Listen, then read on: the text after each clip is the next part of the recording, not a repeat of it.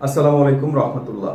তো এসএসসি পরীক্ষার ভকেশনাল শাখায় তোমরা যারা পরীক্ষার্থী আছো, যারা ক্লাস 10-এ এখন শিক্ষারত অবস্থায় আছো, তাদের জন্য বলতেছি যে তোমরা জানো যে ভকেশনাল শাখায় ক্লাস 9-এর আমাদের যে মূল বই আছে এখানে পার্ট অর্ধেক আমরা শিখি, আর হচ্ছে ক্লাস 10-এ বাকি পার্ট শিখি। তো এখানে আমরা যেহেতু পুরো সিলেবাস পড়া আমাদের জন্য সম্ভব হয় না, বিশেষ করে এই জন্য।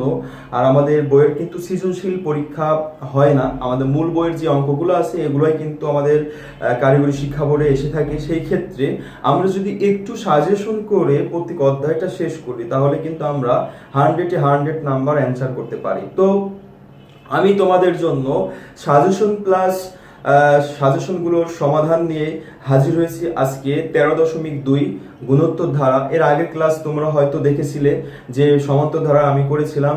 তো এই গুণোত্তর ধারার আমি 4 থেকে 5টা ইম্পর্টেন্ট প্রশ্ন এই অধ্যায়ের জন্য আজকে তোমাদের জন্য আলোচনা করব। তো আশা করি তোমরা আমার সাথে সহযোগিতা করবে এবং এখান থেকে যেই প্রশ্নগুলো আমি সাজেশনমূলকভাবে তোমাদের সমাধান করিয়ে বুঝে দেওয়ার চেষ্টা করব, তোমরা অবশ্যই বাসায় প্র্যাকটিস করবে এবং খাতা কলম নিয়ে প্র্যাকটিস করবে। তো সেই সুবাদে আমি আজকে 13.2 এর 7 নম্বরটা 13.2 এর 7 নম্বর অঙ্কটা সাজেশনে রেখেছি। তো এখানে আমাদের 7 নম্বর প্রশ্নটা আছে যে 128 plus 64 plus 32 plus dot dot ধারাটির কোনতম পদ হাফ। তার মানে আমরা এভাবে যদি যেতে থাকি যে 128 64 32 এভাবে যেতে যেতে কততম পদে গেলে আমরা হাফ পাবো সেটা আমাদের নির্ণয় করতে হবে। তার মানে প্রথম পদ, দ্বিতীয় পদ, তৃতীয় পদ, চতুর্থ পদ, পঞ্চম পদ এভাবে যেতে যেতে কততম পদে গেলে হাফ পাবো। তো এই অঙ্কটার হাফ কততম পদে পাবো সেটার জন্য আমরা যে পদ্ধতিতে করতে পারি শর্টকাট, সেই পদ্ধতিটা তোমাদের জন্য আমি রেখেছি। তো এর জন্য আমাদের অবশ্যই প্রথম পদ লাগবে। আমরা সমান্তর ধারা কিন্তু দেখে এসেছি প্রথম পদটা হচ্ছে এ দ্বারা প্রকাশ করা হয়। আমাদের কিন্তু প্রথম কিন্তু আছে 128, তো আমরা এ সমান 128 লিখেছি। এরপর হচ্ছে সাধারণ অনুপাত। তোমরা অবশ্যই পড়ে থাকবে যে সমান্তর ধারার ক্ষেত্রে আমরা সাধারণ অন্তর বের করেছিলাম, আর গুণোত্তর ধারার ক্ষেত্রে আমাদের সাধারণ অনুপাত বের করতে হবে। তো সাধারণ অনুপাত মানে হচ্ছে যে কোনো পদ ভাগ তার পূর্বের পদ। আগে যেমন আমরা করেছিলাম অন্তরের ক্ষেত্রে যে কোনো পদ বিয়োগ তার পূর্বের পদ, এখানে আমরা করব যে কোনো পদ ভাগ তার পূর্বের পদ। তো সেই জন্য আমরা এখানে 164 নিয়েছি, 64 ভাগ তার পূর্বে আছে 128। তো আমরা এটা করলে হাফ পাই। তার মানে 64 কে 128 64 দিয়ে 128 কে ভাগ করলে কিন্তু আমাদের হাফ আসে, মানে নিচে 2 আসে উপরে 1 থাকে। একই রকম ভাবে যদি আর দুইটা দেখি 32 কে যদি 64 দিয়ে ভাগ করি সেখানেও কিন্তু আমাদের হাফ আসে। তো যেহেতু সব সময় সাধারণ অনুপাত সমান হচ্ছে, তাহলে ধারাটা যে গুণোত্তর ধারা এর কোনো সন্দেহ নাই। এজন্য আমি এখানে লিখেছি ইহা একটি গুণোত্তর ধারা। এখন আমরা যেহেতু কততম পদে হাফ আছে আমরা তো জানি না, এজন্য আমরা ধরে নিব যে n তম পদে হচ্ছে হাফ আছে। তো সেই ক্ষেত্রে আমরা ধরে নিয়েছি n তম পদ সমান হাফ। আর n তম পদের গুণোত্তর ধারা যে সূত্র n তম পদ সেটা হচ্ছে এই যে a r power n-1, a r power n-1। এখানে আমাদের গুণোত্তর ধারার ক্ষেত্রে যদি প্রথম পদ হয় n এর মান 1 হবে, দ্বিতীয় পদ হলে n এর মান 2, তৃতীয় পদ হলে n এর মান 3। এখন আমরা এখান থেকে a n এর মানটা বের করব। সেই ক্ষেত্রে a সমান কিন্তু আমরা পেয়েছি 128, সেই 128টা কিন্তু এখানে বসিয়ে দিয়েছি, আর r এর মান পেয়েছি হাফ, আর তার উপরে যেটা আছে সেটা লিখেছি। এখন আমরা দেখব কি এই 128 কিন্তু এই হাফের সাথে কিন্তু গুণ আকার আছে, এইজন্য আমাদের সমানের ডান পাশে এসে কি হয়েছে ভাগাকার হয়ে গেছে। তাহলে আমাদের এই পাশে থেকে হাফ পাওয়ার হচ্ছে n-1, এখানে হাফ পাওয়ার n-1।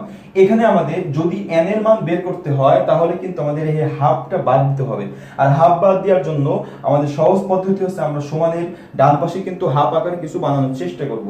তো এখানে যেহেতু 128 আছে আর 9 আছে, সেই ক্ষেত্রে 128 কিন্তু 2 এর উপর 7 দিলে 2 এর উপরে 7 মানে 2 যদি আমরা 7 বার গুণ করি এভাবে যে 2 গুণ 2 গুণ 2 এভাবে যদি আমরা 7 বার গুণ করি তাহলে কিন্তু আমাদের সমান আসবে 128।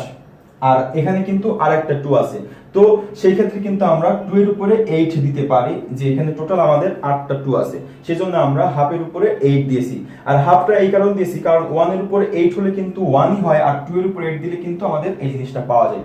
তো প্রিয় শিক্ষার্থী বন্ধুরা, এখানে তোমরা দেখতেছো যে এখানে হাফ আছে আর এখানেও হাফ আছে, দুইটার বেজ হাফ হাফ, আমরা দুইটা বেজ কিন্তু উঠাই দিয়েছি। সেই ক্ষেত্রে আমাদের n-1 থাকে আর এই পাশে কিন্তু 8 থাকে।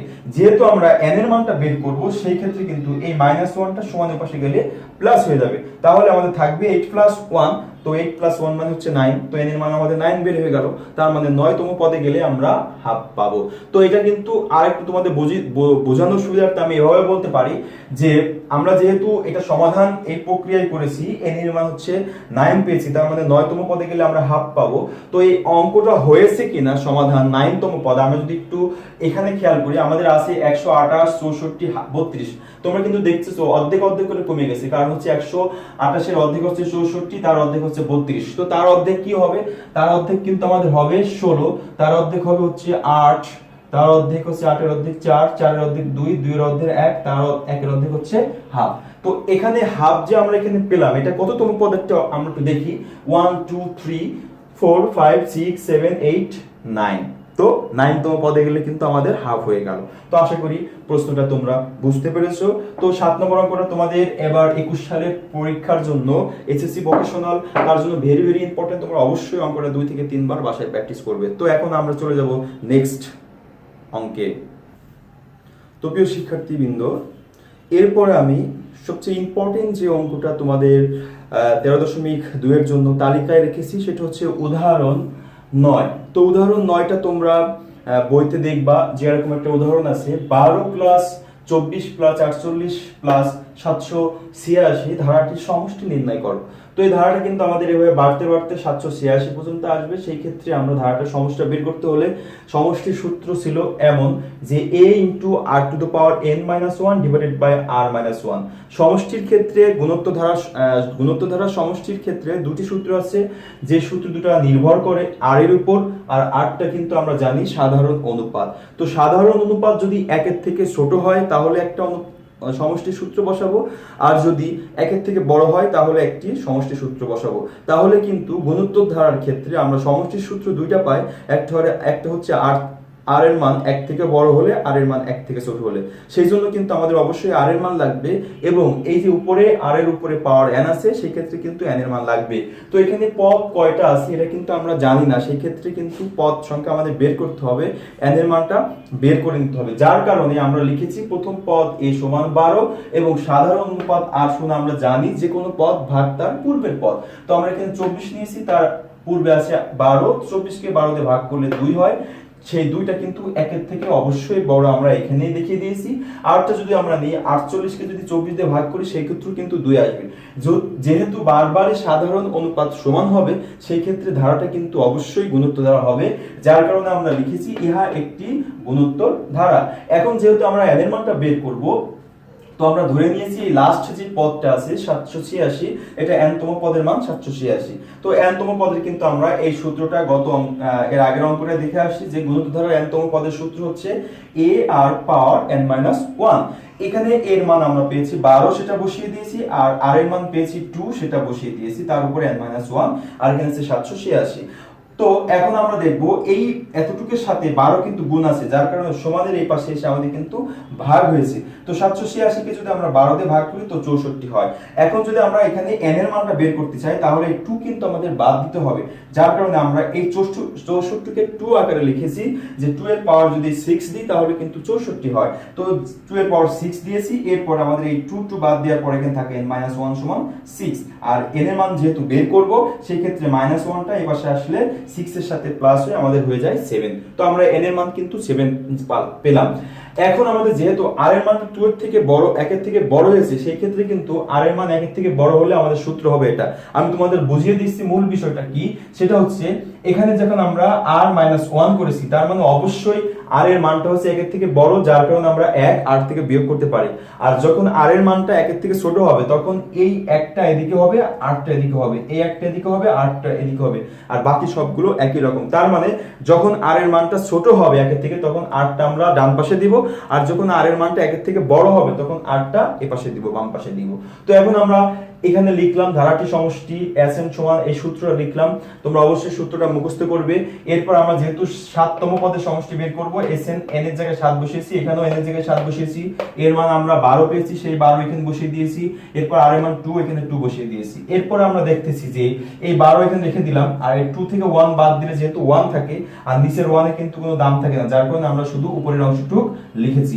এরপরে 128 থেকে 1 বাদ দিলে কিন্তু 127 থাকে, যার সাথে আমাদের 12 গুণাকার আছে, আর 127 এর সাথে 12 গুণ করলে হয় 1524। তো এভাবে আমরা 7তম পদের সমষ্টি বের করলাম। তার মানে এই 12 plus 24 plus 48 plus dot dot dot plus 786টির সমষ্টি আমাদের বের হলো কিন্তু 1524। তো এই অঙ্কটাও তোমাদের জন্য ভেরি ভেরি ইম্পর্টেন্ট, অবশ্যই বাসায় 2 থেকে 3 বার প্র্যাকটিস করবে। তো এখন আমি চলে যাব নেক্সট অঙ্কে।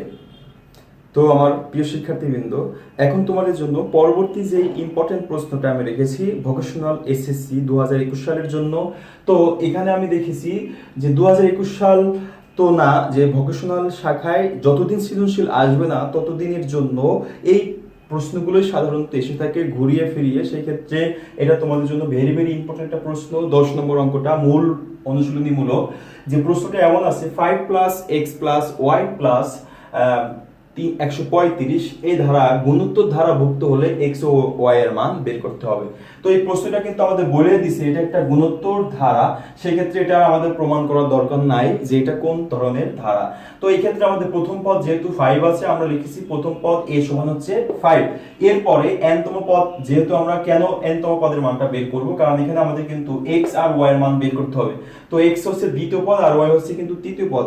তো প্রথম আর দ্বিতীয় পদ বের করতে হলে কিন্তু আমাদের অবশ্যই n এর মানটা বের করতে হবে এবং r এর মান লাগবে, যেহেতু এর মানটা আমরা পেয়েছি। তো এখানে আমরা n তম পদ জানি সূত্র a আর পাওয়ার n-1, আর 135 এখানে কিন্তু চতুর্থ পদ, এই জন্য আমরা চতুর্থ পদ বের করে নিয়েছি যে আর এর মান 5 বসিয়ে দিয়েছি, আর এর মানটা আর এর জায়গায় বসিয়ে দিয়েছি, n এর মান 4-1। তো এখানে 4 থেকে 1 বাদ দিলে থাকে 3। তো এটা কিন্তু চতুর্থতম পদের মান হচ্ছে 5 × 8⁻3। আর এই চতুর্থতমের মান কিন্তু আমরা 135 বসাইতে পারি, যেহেতু এটা প্রশ্নে আছে। এজন্য আমি লিখেছি প্রশ্ন মতে এটা সমান 135। এখান থেকে ক্যালকুলেশন করে আমি আর এর মানটা বের করে নিয়েছি। তো এই 5 যেহেতু গুণাকার আসে, এই পাশে আমরা ভাগ করে দিয়েছি, 135 কে 5 দিয়ে ভাগ করলে হয় 27। এরপরে আর এর উপর 3 আছে, আমাদের এই 3টা বাদ দিতে হলে অবশ্যই এই 27টাকে কিউব আকারে নিয়ে আসতে হবে, 3 আকারে নিয়ে আসতে হবে, যার কারণে 3 এর উপর 3 দিলে 27 হয়। তো 27 এর পরিবর্তে আমরা 3 এর উপর 3 দিয়েছি, এই পাশে 3 বাদ দিলে আর এর মান কিন্তু আমাদের 3 বের হয়ে যায়। তো আমরা আর এর মান পেলাম। এরপরে n এর মান আমরা জানি প্রথম, দ্বিতীয় আর তৃতীয়, আর কিন্তু এর মানও পেয়ে গেলাম। সেই ক্ষেত্রে দ্বিতীয় পদ মানে x এর মানটা আমরা বের করেছি। আমাদের কিন্তু তম পদের সূত্র ছিল, n তম পদের সূত্র হচ্ছে a আর পাওয়ার n-1। তো এই সূত্রটা দিয়ে আমরা এই দুটো মান বের করেছি। যে এখানে যেহেতু আমরা দেখতেছি এখানে a সমান কিন্তু আমাদের 5 আছে, তো 5 এর মানটা বসিয়ে দিয়েছি, আর r এর মান কিন্তু আমরা এখানে বের করেছি হচ্ছে 3, সেই 3 বের করে দিয়েছি, বসিয়ে দিয়েছি। আর যেহেতু দ্বিতীয় পদ, তো এই n এর মানটা হবে আমাদের 2 বিয়োগ 1। সেই ক্ষেত্রে আমরা 2 থেকে 1 বিয়োগ করলে 1 থাকে, 1 না লিখলেও হয়। সেই ক্ষেত্রে আমাদের 5 × 3 থাকে, 3 5 15 হয়। এটা কিন্তু দ্বিতীয় পদের মান বের হলো। একই রকম ভাবে আমরা তৃতীয় পদের মান বের করার চেষ্টা করেছি, এর মান 5 বসিয়ে দিয়েছি, আর এর মান 3 বসাই দিয়েছি, আর এই n এর মান যেহেতু তৃতীয় পদ হবে আমাদের 3।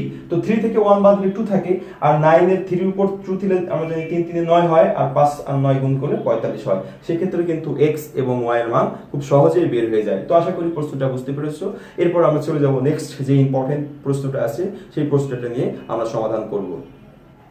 তো প্রিয় শিক্ষার্থীবৃন্দ, আমি বলেছিলাম এখন যে নেক্সট যে অঙ্কটা দেখাবো সেটাও তোমাদের জন্য ভেরি ভেরি ইম্পর্টেন্ট প্রশ্ন। 14 নম্বর অঙ্কটা। তো 14 নম্বর অঙ্কটা আমাদের আছে log 2 plus log 4 plus log 8 ধারাটির 10টি পদের সমষ্টি বের করতে হবে। তো এটা আমরা অন্য একটা পদ্ধতিতে করেছি। এখানে আমরা দেওয়া আছে আমাদের log যে ধারাটি আছে আমরা লিখে নিয়েছি, এখানে log 2 জায়গায় log 2 বসিয়ে দিয়েছি, log এই 4টাকে আমরা 2 এর উপরে 2 দিয়েছি, আর এই 8টাকে 2 এর উপর 3 দিয়েছি। তো আমরা জানি log এর, তোমরা অনুশীলনী 4.12 করে এসেছো ক্লাস 9 এ। তো আমরা জানি হচ্ছে এখানে log এর পাওয়ারের যদি পাওয়ার থাকে সেটা লগের সামনে চলে আসে, তো যেহেতু 2 এর উপর 2 আছে এটা সামনে চলে আসছে, একই রকম ভাবে 2 এর উপর 3 আছে তার সামনে চলে আসছে। এখন আমরা এখানে প্রথম পদ এই log 2 টা নিব, প্রথম পদ a সমান log 2, আর সাধারণ অন্তর বের করেছি যে কোনো পদ বিয়োগ তার পুরো পদ। তো এখানে আছে 2 log 2 বিয়োগ করেছি তার সামনে আছে log 2, তো দুইটা log 2 থেকে কিন্তু একটা log 2 বাদ দিলে কিন্তু আমাদের একটা log 2 থাকে। একই রকম ভাবে তিনটা log 2 থেকে কিন্তু দুইটা log 2 বাদ দিলে একটা log 2 থাকে। যেহেতু সাধারণ অন্তর বারবার সমান হচ্ছে সেই ক্ষেত্রে কিন্তু একটি একটি সমান্তর ধারা। আর সমান্তর ধারার সমষ্টির সূত্র তোমরা এর আগের অধ্যায় করে এসেছো যে n/2 into 2a plus n-1 into d, এই সূত্রটা কিন্তু তোমরা পড়ে এসেছো। তোমাদের যেহেতু প্রথম 10টি পদের সমষ্টি বের করতে বলেছে, তো 10 n এর মান আমরা এখানে 10 বসিয়ে দিয়েছি, তো এখানে s n 10, এখানে যত জায়গায় n আছে সব জায়গায় আমরা কিন্তু 10 বসিয়ে দিয়েছি। এরপরে আমরা যেটা করব কি, a এর মান যে আমরা এখানে পেয়েছি log 2, সেই log 2 টা আমরা এখানে বসিয়ে দিয়েছি, প্লাস n এর মান 10 তো ছিল বসিয়ে দিয়েছি। এখানে d এর মান কিন্তু পেয়েছিলাম হচ্ছে log 2, সেই d এর মানটা আমরা log 2 বসিয়ে দিয়েছি। এখন এখানে 10 কে 2 দিয়ে ভাগ করলে কিন্তু আমাদের 5 হয়, আর 2 এর সাথে log 2 গুণ করলে 2 log 2, এই প্লাস এই 10 থেকে কিন্তু 1 বিয়োগ করলে 9 থাকে। তো 9 log 2 আর 2 log 2 যোগ করলে কিন্তু আমাদের 11 log 2 থাকে, আর এখানে আছে 5, তো 11 আর 5 গুণ করলে কিন্তু 55 হয়, তো আমাদের থাকে 55 log 2। তো এটা কিন্তু আমাদের 10টি পদের সমষ্টির সূত্র। তো আশা করি প্রশ্নটা বুঝতে পেরেছো। অবশ্যই যেই কয়টা অঙ্ক 13.2 এর জন্য তোমাদের ইম্পর্টেন্ট বললাম সেই অঙ্কগুলো অবশ্যই তোমরা খাতায় 2 থেকে 3 বার প্র্যাকটিস করবে। আর তোমাদের জন্য আমার শুভকামনা রইলো যেন এই অধ্যায় থেকে যে অঙ্কগুলো আসে তোমরা অবশ্যই যেন এসএসসি পরীক্ষায় তোমরা যেন সঠিকভাবে সমাধান করতে পারো। তো অবশ্যই পরবর্তী যে অধ্যায়টা নিয়ে আমরা আলোচনা করব, সবচেয়ে ইম্পর্টেন্ট যে অধ্যায় অনুশীলনী 12, সেই অঙ্কগুলো পেতে হলে অবশ্যই তোমাদের কি করতে হবে, আমার চ্যানেলটাকে সাবস্ক্রাইব করতে হবে এবং বেল আইকনটা অন করে দিতে হবে, যেন পরবর্তী যেই অধ্যায়ের ভেরি ইম্পর্টেন্ট প্রশ্নগুলো আছে সেগুলো আমি সমাধান করব, সেই প্রশ্নগুলো সবার আগে তোমরা যেন পেতে পারো। তো আজকে এই পর্যন্তই। প্রিয় শিক্ষার্থীবৃন্দ, ভালো থাকবে। আসসালামু আলাইকুম।